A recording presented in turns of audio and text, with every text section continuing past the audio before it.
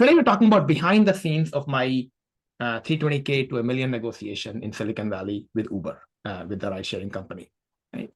And the plan is I'm going to talk about who I am, my story, and then 3 mistakes that people make. I've learned these 3 mistakes through my experience and through working with over 400 people in the last 5 years. 3 principles that if you learn those principles, you will actually be a very good negotiator. And 3 things you can do right now and you can take home right now today. Okay? And then finally, I also want to end with a few words on the bad job market that we have nowadays. Right?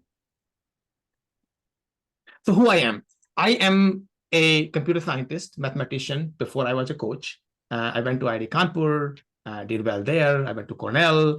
And then I was a professor for some time at Cornell, University of Waterloo, at Kanpur.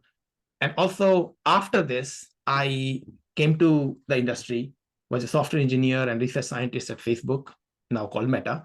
I also worked at Microsoft Research and Max Planck Institute. And nowadays, what I do is the career coaching. I have coached over 400 people in the past 5 years. And on the side, my wife asked me, can you add that I'm a father also, which is, oh, I'm a father now. I have a 1.5-year-old baby. I'm a yoga teacher. I'm a mediator also. Okay. So this is a story of my negotiation. I was very confident when I left Facebook, when I was about to leave Facebook. Like, you know what? I worked here for 6 years. I went through this 600 people company to 15,000 people company, this hyper growth period. I'm confident. And then right away, I had a bunch of rejections from the first round interviews. Right? So that was go down.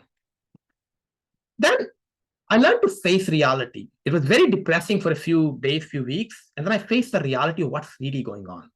Facing reality, actually, pretty quickly, in 3 or 4 months, I got to 6 offers. And facing reality is one thing that a lot of people don't do. We just oh, maybe I'm not good enough, and we start to doubt ourselves. But the reality for me was I was not prepared. That was the reality. 6 offers, but not very good money. That was, wow, I'm making a lot more money at Facebook. Why not good money? And then quick wins. And quick wins were, I was able to go from 300K, 400K to 600K, and that was quick wins. Okay, through some things. And then we got stuck. And stuck was one person, the recruiter told me, we went from 320K to 550K. And the recruiter told me, this is the best that any engineers in Facebook paid, any engineer in Uber gets paid here. So what are you talking about? And I had to keep my composure. And that's where we'll talk about emotional response to things. Now I know that was not true, but we don't know. We don't have information about all that, what Uber engineers get paid. Right? So I was stuck there. And from there, learning how to get unstuck from that conversation, there were a month and a half long period to get unstuck. And that went to the passing the barrier of $1 million. And it required multiple conversations with director, senior directors, VPs, eventually the CTO. And even the harder part after that, the big decision, I mean, $1 million offer looks very good, but I also realized that I was burned out. Okay. And big decision was to actually take care of myself and do what I really enjoy doing, not that. And being able to leave that job was even, and I'm not going to talk about that decision today because that was a negotiation with my wife, with my parents, with my family. That was a huge negotiation for months-long negotiation to actually let that $1 million job go. And I'm happy to talk about it in a different talk, but that was a big decision. Right? So that's the story of my negotiation. And before we go into my what I think about negotiations and principles and all that, I want to talk about a few other negotiations I did in that time. Many of them, some of them I succeeded, some of them I failed terribly. A fintech startup, I got an offer, 150K plus equity. Equity was, we don't know how much that was. And it was about, and then I was able to negotiate to 180K. I thought it was a good negotiation. Then Pinterest, I got about 3, by all these numbers are approximate, but like 7 years ago. So I tried to look back and they're approximate numbers. 350K to 550K, they would negotiate. Then LinkedIn, 350K to 700K. Cloudera, 350K to no negotiation. I got stuck pretty quickly. And at the time I was going through Uber negotiation also. So things interacted and just no negotiation. And I want to share these stories saying that not every negotiation ends up being a successful negotiation. Okay. So we got to learn about where things are going, and some are good, some are not good. But if we play by the numbers, we have enough offers. That's why I encourage people to get multiple offers, not just one offer, because negotiation might not go well.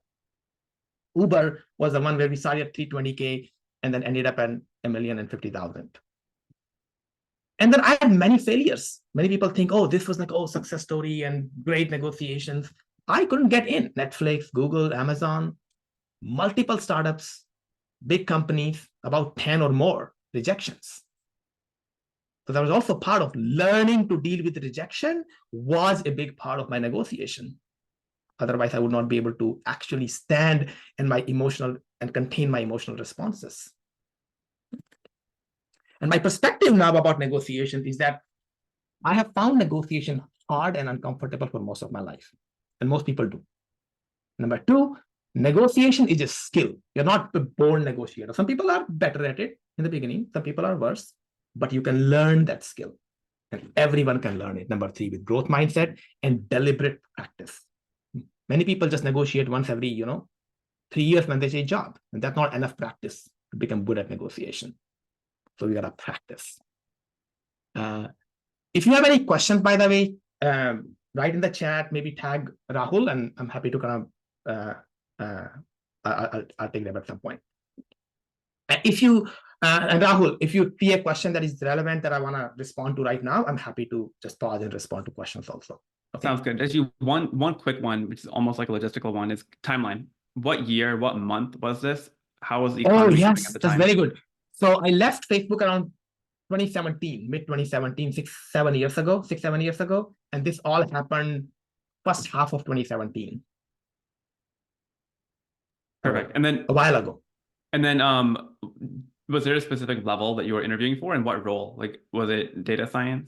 No, it was a research, software engineering / research scientist. So that software engineer role. And I was interviewing at the level of L6, L7, depending on the company. Got it. Okay. So LinkedIn was L7, Uber was L6. Some companies were, I think, L5 even. In that range. And that was another interesting thing, by the way. The 550 to 1 million jump required a negotiation of the level also.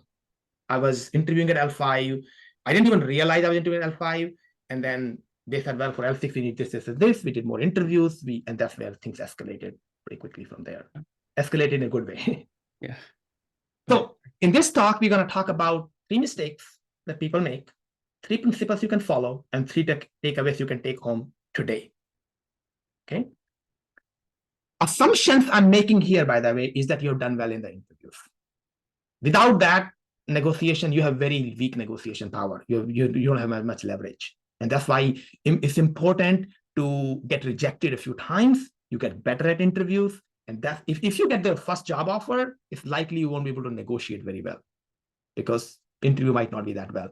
And check out my upcoming event next month. We'll do going from multiple rejections I had, like, as I mentioned, 3 rejections in the first few weeks of interviewing from the recruiter and the hiring manager pretty quickly to getting 6 offers, right? That was in 3 or 4 months. So we'll do that. We'll do that event in a month, assuming you're done well in the interviews.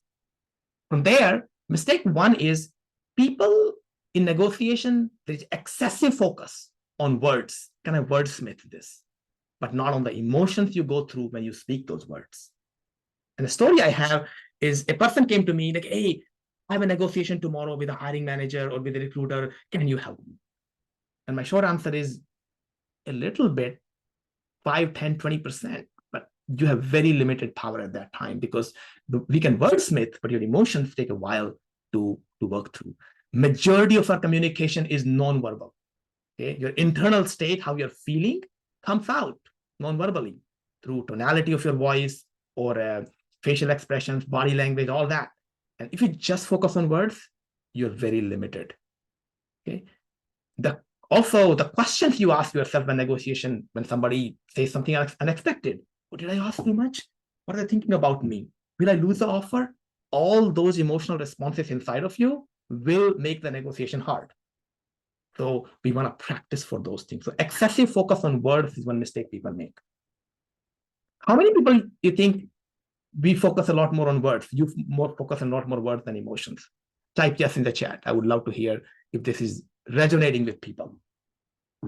Yes in chat if you think you focus more on words and not on emotions.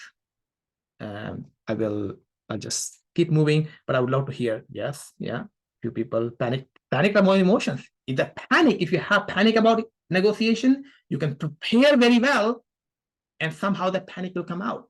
Those folks are really, really, really good. They do, and that brings us to the second point. People play by other people's rules. Recruiters, hiring managers, companies have asymmetric, large amount of information, the data about how much software engineers make. We don't have that information. And by the way, this is what Taro has done amazingly well. They have brought in like this rich data from various people, anecdotal mostly, but still a lot of data about, what people are making. What is this?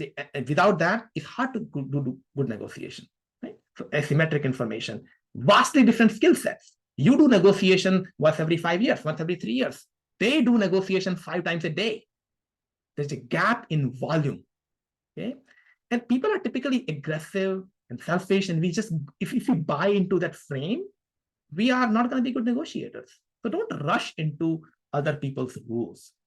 And also good timing. Sometimes you're forced to, be rushed into that. But one of the examples I find, one person,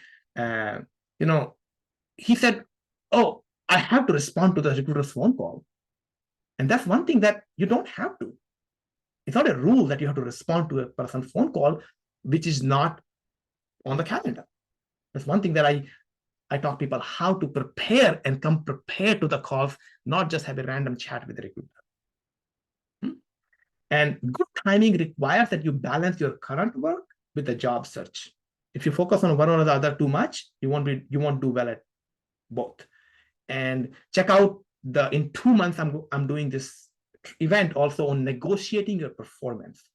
And just an aside, in Facebook, I went in one half, my work was fixed, what I needed to do, and my manager happened to be not a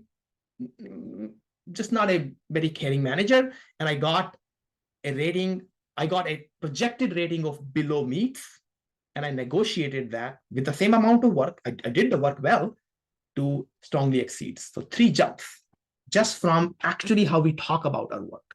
We do the good work and then we talk about it. And we'll do this, we'll talk about that in another event, right? So it's important that you do well in your current job, do the work, and I'll talk about the work, and then make time for job search also. And then you can choose not to play by other people's rules. Third mistake I've seen people make is sole focus on money. Negotiation, start talking about money. They hired me, so they understand my value, so let's talk about money. And this is where a lot of mistakes happen. In my negotiation, I can talk about money for until probably like 1/3 of the time I talked to recruiter was about money. Other 2/3 in Uber was about the value I bring and actually even understanding the value I bring. Because most of the time I don't have enough information about Uber. And so understanding that, talking to people, all that was a big part. And people are really uncomfortable talking about money. So they want to just get done with it, right? Again, we bring it to emotions. What you are thinking about money is important to bring that emotion out and work through that. Otherwise, you will just blurt out things that are not very productive for negotiation. Also, people don't try to understand other people's needs. Like, what does Uber need from me as an engineer? If I just come like, I need $1 million, like, I don't even know what they need. Am I serving them? So that's an important is to understand what they need, and then they want to make a good deal with you. And can I make a good deal? And that good deal requires that whatever money I'm asking, I provide more value than what they're asking. So we focusing on money, focus solely on the money is a mistake, but we also want to focus on the value for the money. All right. So 3 mistakes: words are more important than emotion. That's the first mistake. Playing by other people's rules, second mistake, and sole focus on money, the third mistake. All right. So now we are there any, I think, Rahul, you want to stop for a quick question, or we should just proceed? I'm happy to. I think Rashmi has a raised hand, but I will let you decide whether to stop quickly. Yeah, I mean, I think time check, I guess, Yogi. Do you think that we're good on time and then we can I think that's take fine. one question? We Okay, can yeah, take one question. then let's do that. So do you want to do the question from Rashmi unmuted, or do you have one in the Unmute, chat? yeah. that you got? Let's unmute. Or Okay. raise down. So Sorry, raise down. Sorry, Maybe I think it was accidentally raised up accidental. a while back. Okay. Sorry. Any other question, by the way? Anybody wants to have a question? I'm happy to quickly respond to a question about mistakes. If not, I want to. Ratnam Shah. Yeah, hi Yogi. Yeah, so I just have a specific question. I think it might not be very common with everybody around here, but in my experience, like I used to work for a member of parliament, and that's where I learned how to adjust and to, accommodate everybody's need and just to get the 51% mark on everything you need to get through done with, right? So that started coming in my own way when I planned to move out of political framework to a startup environment. Basically, my emotions themselves went against me. Okay, this would be the reason for this co-founder trying to negotiate this thing, and I need to get him to agree to something which I want, or I need to agree to something which he wants. Mm-hmm. So I just to add to another perspective here, and if you could just help navigate to this kind of situation, because this is about change of environment in which you are negotiating basically. Mm-hmm. So I think this is quite a bit unique situation, I feel. It's a unique situation, by the way. I think but the perspective you bring is actually very important. Like a lot of time negotiation becomes win-lose. If I get more money, they just pay more money and they're losing, the company losing. But the perspective you bring from political negotiation is that actually finding creative ways to meet everybody's need is actually a very important thing even in corporate negotiations. And I did that in Uber. Like actually filling my needs, which is the more money, also good work, by the way. I had to change like the title and all that, but also really my role changed in the process of talking with them also. Like, how can I actually help you more? What are my skill sets? Oh, maybe I can help you there, and all those things. So I think finding a win-win situation is a key. And this is where people, like I talked about here quickly, like playing by other people rule, they talk about money. But no, we want to talk about win-win. They think win-lose. We want to think win-win. You can have your own rules. Okay? So let's move to the 3 principles. 3 principles are: mindset is more important than tactics. So, and Tony Robbins says it beautifully. He says success in life is 80% psychology and 20% mechanics. We want to have a mindset of abundance and detachment. Abundance of job offers and detachment from any one job. And one perspective I find very helpful is I need a job, but I don't need this job. So being detached from this job. If you get attached to any job, you have very, very limited negotiation power at that time. Second mindset I find very helpful in negotiation is self-trust and selling to yourself. Selling to yourself means that you believe in your value, that you will be effective here in the role. That sale number 1, which most people don't focus on, is a sale to yourself, selling to yourself. So having that trust in yourself. Ownership mindset, that I will own the whole process. Although I cannot control everything, you cannot because other people are involved, but I'm going to have an ownership mindset where I can influence the outcome. Just because something is a big company doesn't mean I have to just play by their rules. And also accepting one's current limitations. People, a lot of engineers, I mean, me included, in like a few years ago, like, I should be able to figure it out. I should be able to figure it out. And sometimes you can't figure it out. And most of the time you can figure it out. It might take you 10 years to figure out negotiation. But if you seek people's help, if you come to like Taro events, and if you seek Rahul and Alex's help, they might be able to actually expedite that process a lot quicker. Something that takes you 5 years can happen in 5 months, maybe a year. It's about expediting. By accepting one's current limitation, just because you're good in coding or good in product management doesn't mean you're good at negotiation. So mindset is more important than taxes, and shift that mindset. Second is desire. Whatever you desire is on the other side of a hard conversation. In hard conversation negotiations, we get afraid. Like, oh, it's uncomfortable. It's uncomfortable. But learning to have those hard conversations will really help you get any outcome you desire. There's a book called Difficult Conversations by a Harvard Negotiation Project, and they say all hard conversations or all uncomfortable conversations make these 3 identity questions pop up in your mind. We are afraid of these. Am I competent? Am I a good person? Man, I asked them $1 million.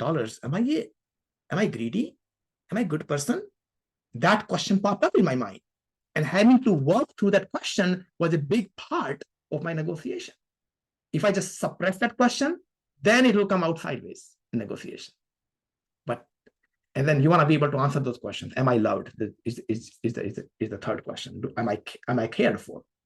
And ask for what you want and be willing not to get it. It's a very uncomfortable state. Most people, when they ask for something, they need to get it at that point. And they take a long time to ask for things. What I see is that you ask for whatever you want and be willing not to get it. And then you realize what to ask, what not to ask, and you get a lot more than otherwise by not asking. The desired outcome is on the other side of hard conversations.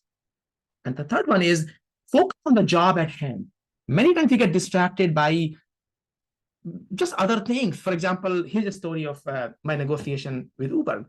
I was talking about a recruiter wanted to focus on Indian food. Like, we have Indian food and like, oh, great food, and we have special cafeteria. And I'm like, my focus is the salary negotiation. But then you can't just say, well, I'm not going to talk about that. No. How do we navigate the conversation so that we get back to what we want to talk about, not get lost in good Indian food? So, but we have to kind of listen to their agenda also. They have an agenda, I have an agenda, but I want to be focused on my agenda, and preparation really helps there. An infinite game mindset is also very helpful. If I'm learning, I'm collaborating with the other side. We talked about co-creating win-win-win situations, as Ratnam talked about. So we want to collaborate with other people, even though they seem like on the other side. Focus on long-term goals. One person in my Uber negotiation told me, your really goal is, can Uber help you get to a job that you want in 5 years? Right? So focus on job and compensation of my dream in 5 years. This negotiation may or may not result in the dream job or negotiation, but is it helping me long term? What can I do today and tomorrow to help myself in the long term, my career in the long term? And also, like, getting distracted is one thing. Is sometimes we get distracted by emotion. For example, I was in a conference room in Uber negotiating with this recruiter, and I had my preparation and pen and paper with me. And he said, "Oh man, I'm getting old, don't remember stuff." And this was like just a slide. And I could have focused on that and get distracted by that. But my focus was this. And I had to kind of humorously let go of that and then focus on what I really want to focus on. So and a lot of times we just get distracted by emotion. And somebody slighted us, somebody said something, oh, they're trying to undercut me, and we get just lost in emotions. So the three principles are: mindset is important than tactics, desired outcome is on the other side of negotiations, and you want to focus on the job at hand, not at various things that you get lost in. In the interest of time, I'll continue, and then we'll do the 3 takeaways and then take questions. 3 takeaways are pretty simple. most people don't prepare for negotiation. They prepare for lead code, they prepare design interviews, they prepare this, they prepare a lot. And negotiation is like, well, tomorrow is negotiation. What can I do? That's way too late to prepare for negotiation. You want to prepare so much that nothing is a surprise for you in negotiation. Which it will never happen. Nothing is a surprise. Some surprises will happen. But the idea is nothing getting to that ideal.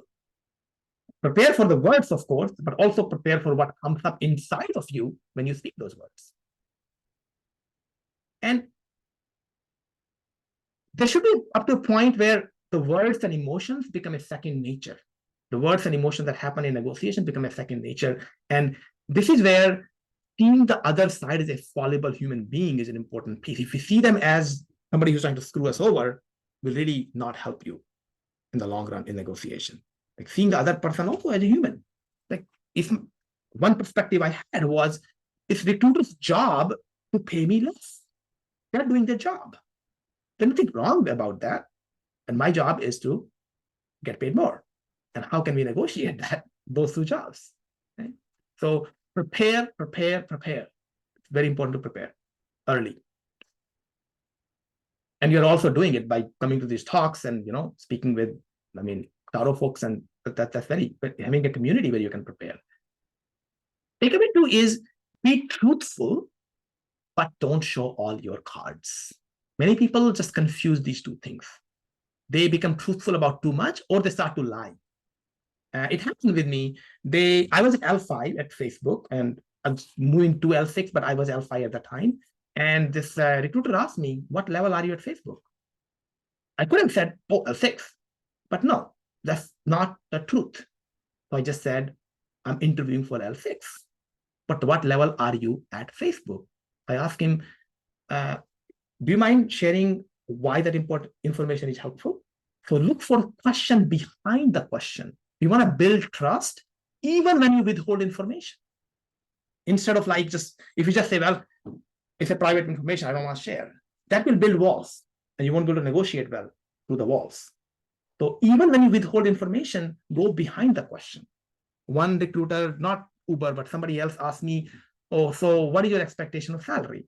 And I didn't want to share that in the beginning. So I talked about how the work is more important. I kind of diverted the question something else. Eventually, he said, hey, we need to input this information. Like, why do you need to know that? I need to input the information. I said, just put $2 for now. Right? So you want to actually build trust while you are withholding information also. So be truthful, but don't show all your cards. And the third story is practice. A lot of times, pieces of negotiation can be practiced very well. Find ways to practice when there are not many. I have not had many $1 million negotiation, but I practice on a daily basis. I'll tell you one negotiation I did right before that Uber negotiation that got me there, actually. So this is a crystal. I was in Morocco. I liked it in a roadside shop, and they said $45 for this crystal. And I negotiated for like half an hour or so, maybe 20 minutes, got it down to $7. Okay. And the emotions I went through in that for like 20 minutes were very surprisingly similar to the emotion I went through from going from 350 to $1 million. Right?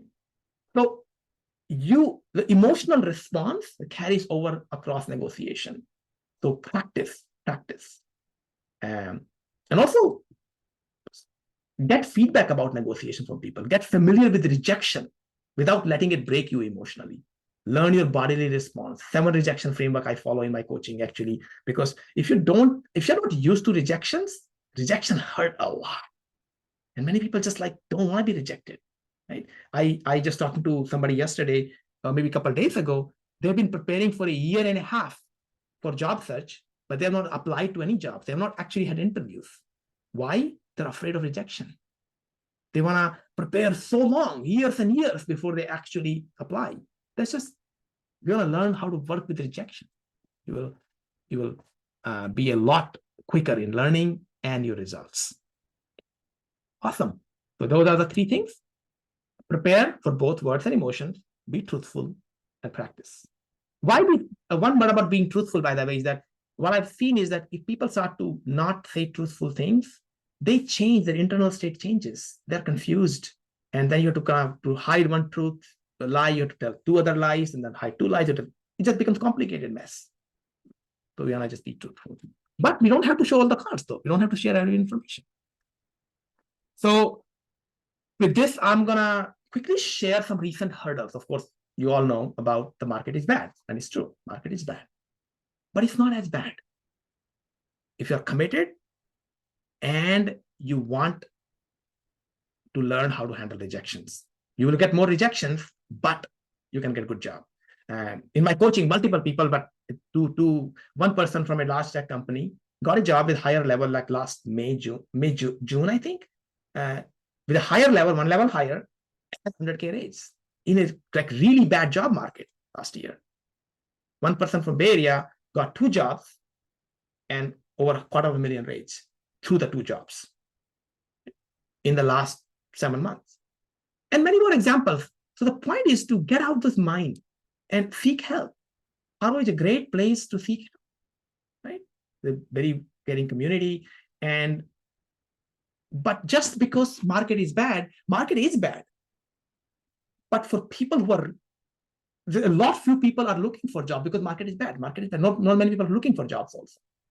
So if you're committed, you can handle rejections, you get more rejections. This person, by the way, the second person, one person from Bay Area, he went through 15 rejections in 5 months.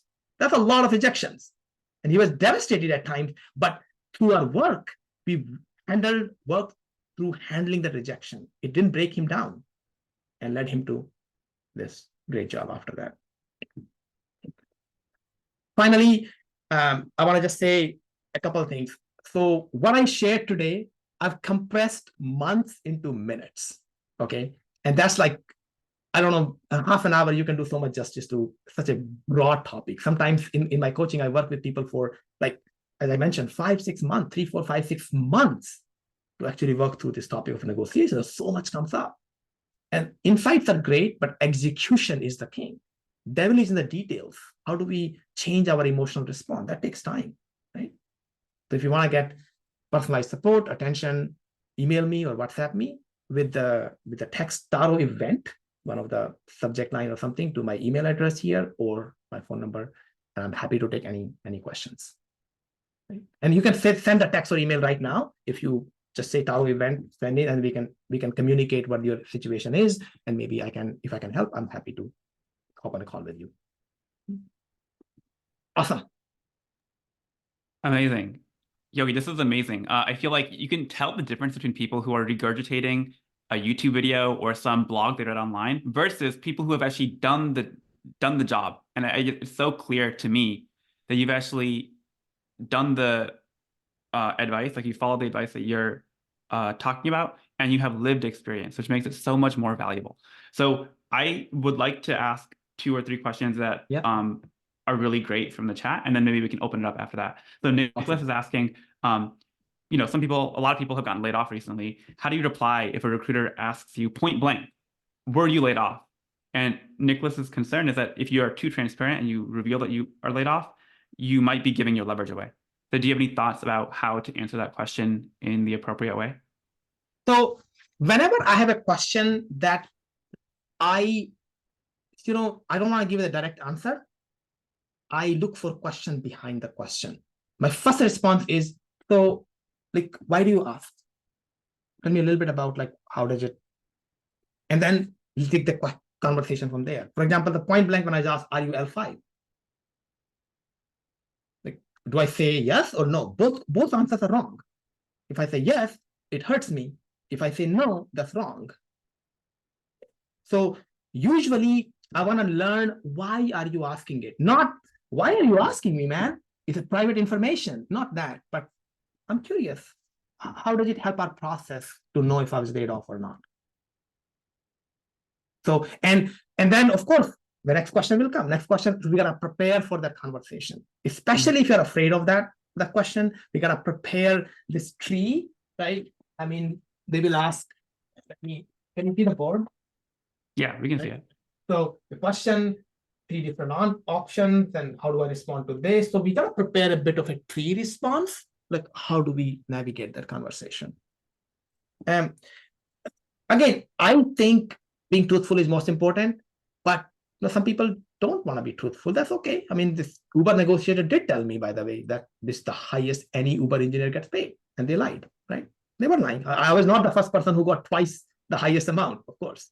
Yeah. But it just makes me a lot more confident and present and powerful if I don't lie. That makes a lot of sense. Thanks for answering that. One more question here from Anand, which is a lot of other people had as well. A lot of companies, the recruiter will tell you upfront, here is the range, the salary range, the compensation range for the position. And so how do you ask for something outside of that band, outside of that range? What do you use to justify your higher worth? Well, outside of band, that's a very good point. So before we go there, by the way, for the previous question, if the person has a question, feel free to reach out to me. I can kind of help design this tree for them, right? Kind of important. It depends on the personal preference, how they want to take the conversation. Of course, there's no rule like, oh, this is a tree and you can just follow that. It's just words, but we gotta work through the emotions also. If you feel bad about like getting laid off, it's very different from you actually feel very strong, you did very well, it'll show up very differently in the answers, right? Even though you're laid off. Outside band. So I don't know if you have read the book Never Split the Difference. He talks, the Chris Voss, FBI negotiator, hostage negotiator, he talks about how people say, well, you are saying 200K. I'm looking for 400K. So let's split somewhere in the middle. That almost never works. So never split the difference. And the thing is, without telling what we want them to crawl towards what we want. Okay. And when they tell upfront, oh, for example, the band is 100 to 200K. And if you're really looking for at least 400K, that's not a good job, right? So you might interview for practice, but don't go there. But the band is in the range, right? So maybe let's say you're looking for 400 and the band is 150 to 300K. That's actually a very good band. The bands are just, well, in my opinion, by the way, just bands are kind of like suggestions. I've seen multiple times. I've helped one person go from 380 to 645 when the band ended at like $500,000, right? So there's a lot of leeway around sign-on bonus. There's a lot of leeway around like equity. So a lot of things can change if you do well in the interview. So if the band is kind of like, okay, I can see it's like, I don't know, like 70% of the highest in the band is 70% of what I'm looking for, really my dream, still say yes, do well in the interview, and then help them crawl to what you want. And when the gap is very small, then you can speak the number. But if you say, I'm looking for 400K, they say we're willing to pay 150K, negotiation is done. Nobody splits the difference. Like, oh, you're looking for 400K, I'm willing to give 150K. So how about we give you 300? Very, very rarely people would say that. So never split the difference. Don't bring your numbers before the number is so close to what you're giving that you can actually split the difference. So I would say never split the difference unless the difference is so small that you can negotiate at that point. Okay, one more from the crowd, and then we can maybe turn it over to asking people to unmute. This is more of a fun one. Could you just give us more details on that story that you shared about how they said, hey, we need a number before we can progress? And you said, okay, put $2 there. What was the reaction of the recruiter when you said that? And I'm curious. He basically laughed. Tell more about and that. And it was very, we looked at each other's eyes. It was clear to both of us this is a ridiculous question. And we moved on. So it was very funny. Actually, another place also happened. I said $1, and they said, oh, it's too low. We need to put a reasonable number. So I just put 2 million then. I'm like, and then they said it's too high. Like, so what is a reasonable number? So tell me. So anyway, so I can just go either way. So I want to help them humorously realize that the question is not important for our conversation.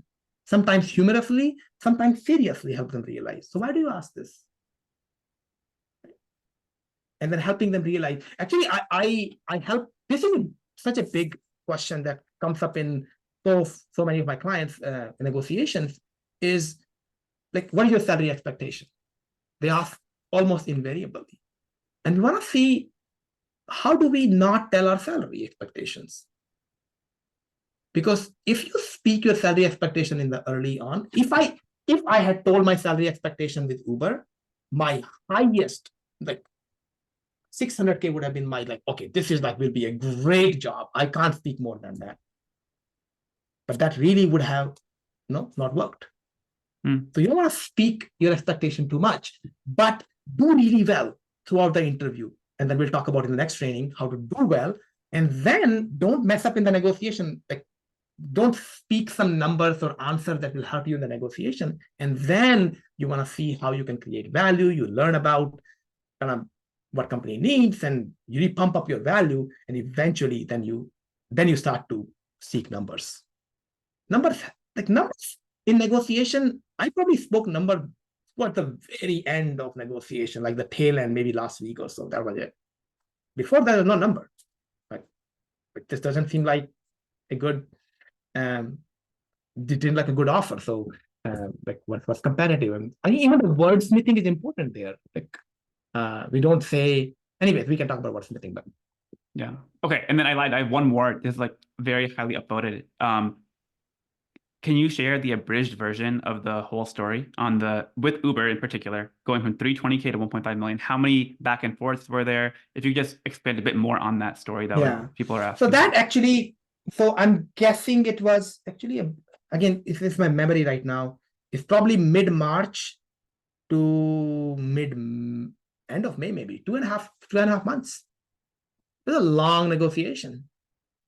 And so I think it was very quick to go from 320 to 550. Was about a couple of weeks. They're able to go there. I think maybe end of March, maybe mid-April, maybe. And there was another month and a half to go from there to actually over 1 million. That required a few more interviews, then chat with director, then chat with senior director, then chat with, and by the way, most people get freaked out at that time. It's like, oh, right. And I think I had to work a lot, by the way, during that time about like, when we said talk to CTO, I'm like, do I really deserve 1 million, really? I started to question that. And then a chat with VP was another one, and then the CTO chat. And that chat was, I think he was in a baseball game with his daughter or stuff. And then he took the call from the stands. And the next day I got the call that it's good to go. And in the chat, by the way, it's so funny. In that last chat with CTO, we didn't even talk a minute about dollars. He just wanted to just chat who I am. He asked me about my family. He told me about his daughter. He talked about what I do at Facebook. And it's like, good to go. We went from like 700K to 1 million just based on that one chat and how I showed up in that chat. I was just very confident about the value I bring. And can I actually, let me share one more story. Then later on, I learned from actually around the same time I learned, somebody told me, like, I easily have another 500,000 on the table. I can go up to 1.5 million. They told me, okay. I just emotionally couldn't do it. I just was exhausted. Like I can't do it anymore. I think I myself didn't believe I can go beyond 1 million, and that really stopped me. So your own self-belief and doubt will stop you, and that's what stopped me at that point. And I was very happy with the offer, and so I didn't go further, but I could have based on whatever I know from the industry sources at the time. Right? And any other question? All right, I will let folks raise their hand and then we'll unmute them. So Harsha is the first person with their hand raised. Go ahead, Harsha. Harsha. If you could share your video, I would love to see your face also, Harsha. Oh, yeah, sure. If you can. Hey, that was a really great session. Thank you so much for that. A couple of questions from my end. what was the recruiter's reaction when you rejected the offer after all this negotiation? It was, I think, it was less of a recruiter, but the director I was reporting to, he's like, dude, what happened? Like, we did so much for this. And what happened?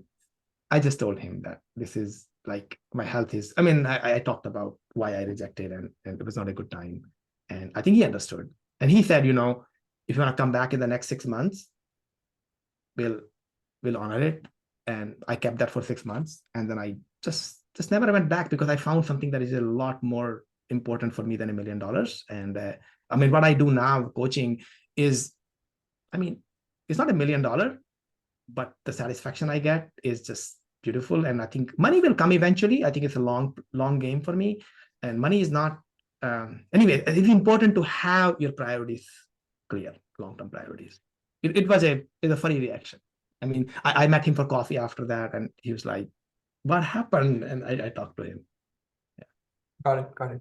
My second question is, can you negotiate during performance reviews? Like, as in, can you specifically negotiate on the base salary increase or the RSU refreshers increase? And how do you do that? Definitely you can, because so again, in 2 months, we'll do this session about how in Facebook I got, so in a half, I got like middle of the half, they said you are on track to getting meet most. And then I talked about, again, 3-month long conversation to actually speak about my value and all that, and doing the same amount of work that I was planning to do. And I got to like exceeds, strongly exceeds the 3 ratings up. And that was 85% bonus, or like 85% meaning like of the whatever 15% they do to 175%. I mean, that's like easily 20, 30, 40K of money there, right there. I don't remember exactly how much money. So you can definitely do that. It just requires stepping out of your comfort zone and to talk about, I don't think you can negotiate. I mean, you can, I mean, everything is possible, but once they give you the rating, at that point, negotiating becomes harder, but you want to negotiate throughout the half. I'm going to share a story of a friend who got, in Facebook, he got 6 promotions in 7 years, from L4 to VP in 7 years in Facebook, every year a promotion, right? And how he gonna handle that?